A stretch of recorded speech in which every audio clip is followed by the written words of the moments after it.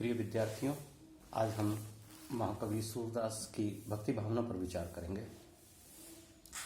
महाकवि सूर जन्मांध थे, ऐसा बहुत से आलोचकों का मानना है।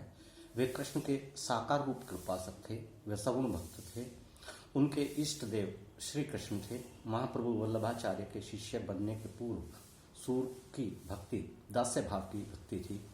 उस समय उन्होंने दास्य भाव की भक्ति के विनय संबंधी शांत रस से परिपूर्ण पदों की रचना की है। सूर के पदों में सखा भाव होने के कारण जहाँ अक्खड़पन और मुंहफट होने का भाव मिलता है, वहाँ उनका दैन्य भाव भी विद्यमान है।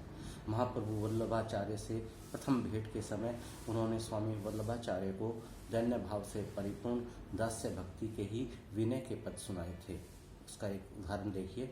मौसम कौन कुटिल खल कामी, जिन तन दियो ताही बिसरियो, ऐसो नौन हरामी। भरी भरी उदर विषय को धावो, जैसे सूकर ग्रामी। हरिजन छाड़ी हरिमुखन को, निस्दिन करत गुलामी। पापी कौन बड़ो है मोते, सब पतितन में नामी। सूर पतित को ठोर कहाँ है, सुनिए श्रीपति स्वामी। भक्ति के पदों में सूर की अनन्यता, भगवान की भक्त वत्सलता, भक्त की आत्मग्लानि, उपालंभ, शरीर की असारता, माया का प्रभाव, निर्गुण संतों के समान ज्ञान संबंधी उपदेश, कुसंग का त्याग आदि विशेषताएं देखने को मिलती है। अब हम इन्हीं विशेषताओं के आधार पर सूरदास की भक्ति भावना पर विचार करेंगे। पहला बिंदु है अनन्यता। सूर के भक्ति संबंधी पदों में उनकी अंतरात्मा और अनन्य प्रेम की झलक मिलती है। सूर कृष्ण के अनन्य भक्त हैं, अन्यत्र उनका मन नहीं रमा है। कृष्ण भक्ति के अतिरिक्त और कहीं भी उनको सुख की अनुभूति प्राप्त नहीं होती है। इसीलिए वे कहते हैं, मेरो मन अनंत कहाँ सुख पावे। जैसे उड़ जहाज को पंछी, फिर जहाज पे आवे। कमल नैन को छाड़ी महात्म, और देव को ध्यावे। दूसरा बिंदु है भगवान की भक्त वत्सलता। सूर के इष्ट देव श्री कृष्ण भक्त वत्सल हैं, अपने भक्तों से प्रेम करने वाले हैं। वे भक्तों के हैं और भक्त उनके हैं। सूरदास जी कहते हैं, हम भक्तन के भगत हमारे, सुर अर्जुन पर तिज्ञा मोरी, यह व्रत टरे न टारे। तीसरा बिंदु है आत्मग्लानि। सूर को अपनी काम, क्रोध, मोह, लोभ की भावना पर अत्यधिक ग्लानि होती है। वे ईश्वर को विस्मृत कर देने के कारण अपने आप को कुटिल, खलकामी और नमक हरामी तक कह देते हैं। वो अपने पद में कहते हैं, अब हो नाचो बहुत गोपाल, काम क्रोध को पहरी चोलना, कंठ विषय की माल। महामोह के नुपुर बाजत, निंदा शब्द रसाल। और दूसरा पद है, मौसम कौन कुटिल खल कामी, जिन तन दियो ताही बिसरियो, ऐसो नौन हरामी। चौथा बिंदु है उपालंब। उपालंब का अर्थ होता है उलाहना। सूर कृष्ण को अपना सखा मानते हैं, अतः उनसे वे अक्खड़ता के साथ भी पेश आते हैं और उनको चुनौती भी देते हैं। यहाँ तक कि कृष्ण को विरधहीन करने की, यशहीन करने की धमकी भी देते हैं। कहते हैं, आज हो एक एक करी टरी हो, कह हम ही कह तुम ही माधव, अपने भरोसे लरी हो। अगला बिंदु है असारता, संसार की असारता। सूर ने मनुष्य शरीर को भगवत भक्ति के बिना निस्सार बतलाया है। शरीर नश्वर है और शरीर के समान यह संसार भी नश्वर है। वो अपने पद में कहते हैं, जा दिन मन पंछी उड़ी जय हैं, ता दिन तेरे तन तरुवर के सभी पात झरी जय हैं। अगला बिंदु है माया का प्रभाव। सूर श्री कृष्ण से मोह माया से मुक्त करने की भी प्रार्थना करते हैं। मायाग्रस्त मनुष्य काम, क्रोध, मोह, लोभ की भावना में इतना अधिक लिप्त रहता है कि उसे मुक्ति का मार्ग ही नहीं सूझ पाता है। अपने पद में सूरदास इसी बात को इंगित करते हुए कहते हैं, अब मोही भीजत क्यों न उबारो, ममता घटा मोह की बूंदे, सरिता मैन अपारो। गर्जत क्रोध लोभ को नारो, सूझत कहूँ न उतारो। अगला बिंदु है निर्गुण संतों के उपदेश। सूरदास ने अपने पदों में निर्गुण संतों की भांति यत्र तत्र उपदेश भी दिए हैं। जब तक मनुष्य को ईश्वर के सत्य स्वरूप के दर्शन अपने हृदय में नहीं होते हैं, तब तक वह उस हरिण की भांति भटकता रहता है जिसकी नाभि में कस्तूरी होते हुए भी वह अपने अज्ञान के कारण उसे ढूंढने के लिए वन वन भटकता फिरता है। सूरदास जी कहते हैं, जो लो सत्य स्वरूप न सूझत, तो लो मृगमद नाभि विसारे, फिरत सकल वन बूझत। अगला बिंदु है कुसंग का त्याग। सूरदास जी ने अपने पदों में कुबुद्धि उत्पन्न करने वाले तथा भगवत भजन में भंग डालने वाले कुसंग का त्याग करना भी आवश्यक बतलाया है।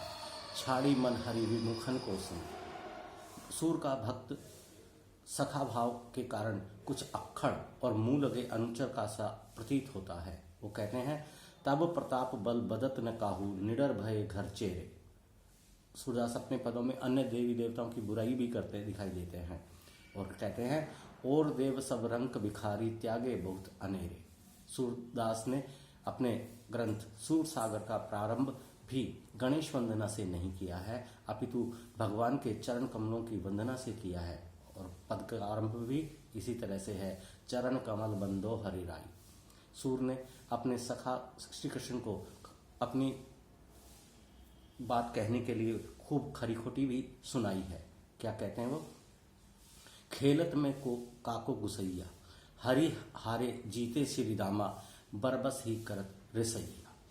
और ये सूरदास की भक्ति भावना है कि वो किस तरह से अपने आराध्य श्री कृष्ण के प्रति अपने आप को समर्पित करते हुए दिखाई देते हैं। अगला बिंदु हम देखें सूरदास का है बाल लीला वर्णन। सूरदास द्वारा रचित श्री कृष्ण की बाल लीलाओं के संबंध में आचार्य रामचंद्र शुक्ल ने कहा है, वात्सल्य और श्रृंगार के क्षेत्रों का जितना अधिक उद्घाटन सूर ने अपनी बंद आंखों से किया है, उतना किसी और कवि ने नहीं किया। वे इन क्षेत्रों का कोना कोना झाँक आए हैं। उक्त दोनों रसों के प्रवर्तक रति भाव की जितनी मानसिक वृत्तियों और दशाओं का अनुभव सूर कर सके हैं, उतनी का कोई और नहीं कर पाया है।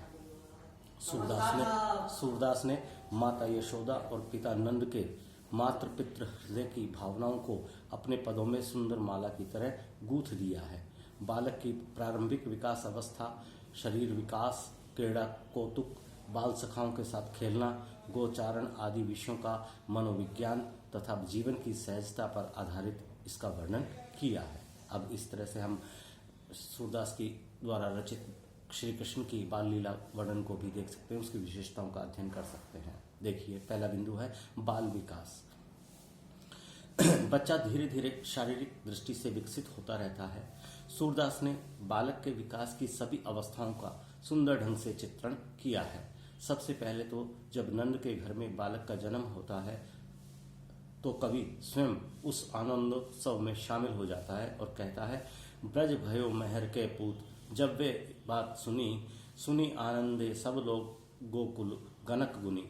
और छोटे से शिशु श्री कृष्ण को माता यशोदा झूले में झुलाती हैं। इस अवसर पर सूरदास जी लिखते हैं, जसोदा हरि पालने झुलावे, हल रावे दुल रावे मलहावे, जोई सुई कछु गावे, मेरे लाल को आऊ निंदरिया, कहीं न आनी सुलावे। छोटे से शिशु की छोटे से छोटी गतिविधि पर भी सूरदास की दृष्टि जमी है और उन्होंने अत्यंत मनोवैज्ञानिक वर्णन किया है।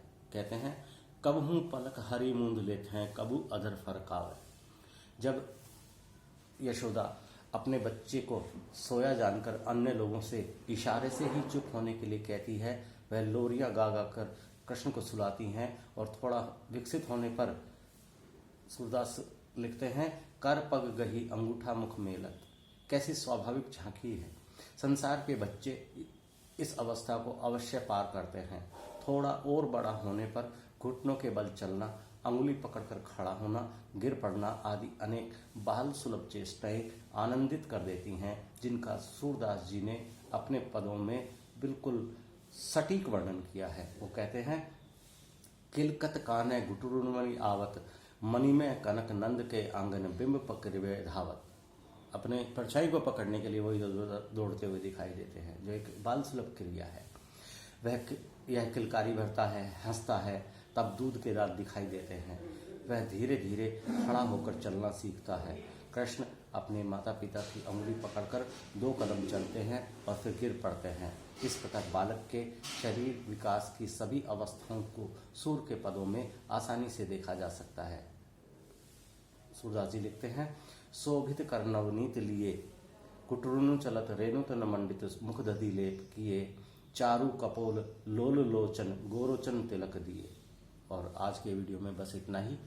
अगले वीडियो में हम श्री कृष्ण की जो बाल लीला का वर्णन सूरदास ने अपने पदों में मनोवैज्ञानिक रूप से किया है, उसके बारे में हम आगे अपनी चर्चा को आगे बढ़ाएंगे। धन्यवाद।